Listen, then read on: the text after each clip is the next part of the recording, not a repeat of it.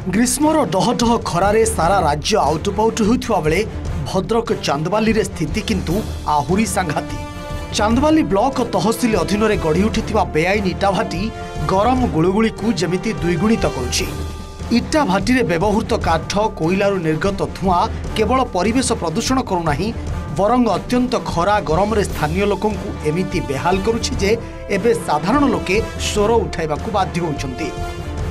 भद्रक चांदबाली मुख्य रास्ता कड़े दिगछिया नालुगुंडा खेरंग भाटपड़ा महुलिया शेरपुर व्यतीत उपांत अंचल रास्ता पार्श्व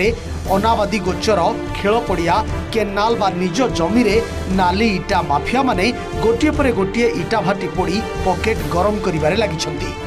प्रतिवर्ष इटा भाटी निर्माण सत्ते जेमिति अंचलर परंपरा पलटिथिबा बेले एहाकू रोकिबारे किंतु प्रशासन साजिछि नीरवद्रष्टा।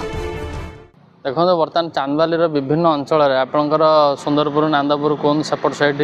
आरडी एपटर आमर नालुगुंडा महुलिया एपट साइड एवं जो अंचल को जीवे गाँ गहल बहुत भितर अंचल एवं जनबसति पाखर गाँ पाखर बेआईन भाव में गढ़ी उठी जो इटा भाटी एवं ये जो प्रचंड ताती लोक पशुपक्षी वन्यजंतु बर्तमान अस्तव्यस्त या मध्य जो बेआईन इटा भाटी पोड़ा चलती या प्रशासन तरफ कौन रोक ना मन इच्छा से इटा भाटी पड़े से बिजनेस परिवेश आज दूषित होती बढ़ुची जनसाधारण आज ना ना असुविधार सम्मुखीन होची। इटा भाटी चांदबाली अंचल जनबसति निकट में व्यापक भाव में प्रति वर्ष पोड़ा जाउची एवं परिवेश प्रदूषण होउची तापमात्रा वृद्धि होउची या फल अंशुघात वृद्धि होबार लगी निकट में धामरा जड़े लोक मरीगला ए दिगरे जिला प्रशासन स्थानीय प्रशासन इटा भाटी की बंद करंतु नचेत प्रबल ग्रीष्म प्रभाव ताती सत्वे परिवेश एते प्रदूषण हम जे आम साधारण जनजीवन बाधा हवा संगे संगे लोक माने रोग बेमार पड़े। जो बर्तमान इटा भाटी प्रत्येक पंचायत रे चली कम तेणुक विशेषकर जनबसति जगार सरकार को अनुमति नदबा उचित कहीं ये जो तापमात्रा बढ़ी चलती गुड़गुड़ी गरम ता भर इटा भाटी लगला बेलू लोक सह्य कर क्या सनस्ट्रोक हो जाऊँगी तो किए आसिक मेडिकल भर्ती है तेणुक सरकार ये प्रति कहीं निदर शोची कि कलेक्टर महोदय कौन करमर जो तहसिलदार सार सी कौन कर समस्त लक्ष्य देवा दरकार विशेषकर फांका जगार लगातु एवं जनबसति कौन परमिशन नदबा उचित आम सरकार पाखे दाबी करुचु ये जिनस पर नजर दि जाऊ एवं सारा भद्रक जिले में जो जो जो जगार सब जनबसति अच्छी से जगह को परमिशन न दिया हो फांका जगह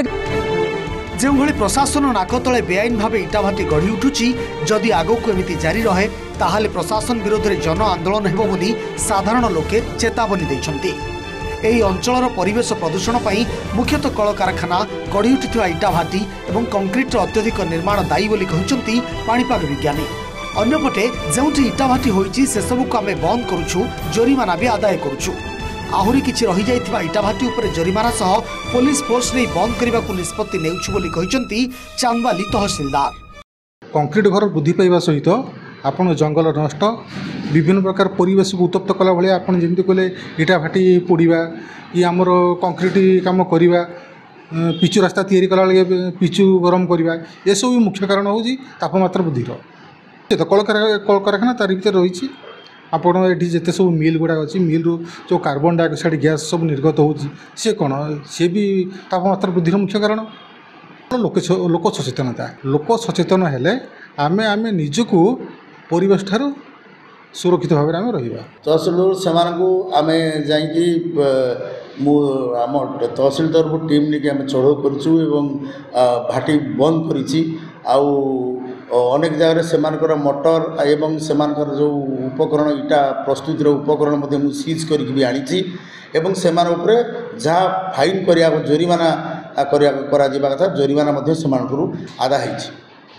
आउ बाकी किसी लोकों आम नोटिस भी करूँ एवं से आसी जोरिमाना देवे एवं कौन प्रकार परिस्थिति से आम कोहल मनोभाव देखू ना एवं आगू जो ग्रीष्म प्रवाह होती जदि से कथा न मानी पुनर्बार करती तापर एनफोर्समेंट करा से भाटी आम पुलिस फोर्स ने भांगी देव। चांदबाली त्रिलोचन साहू, OTV।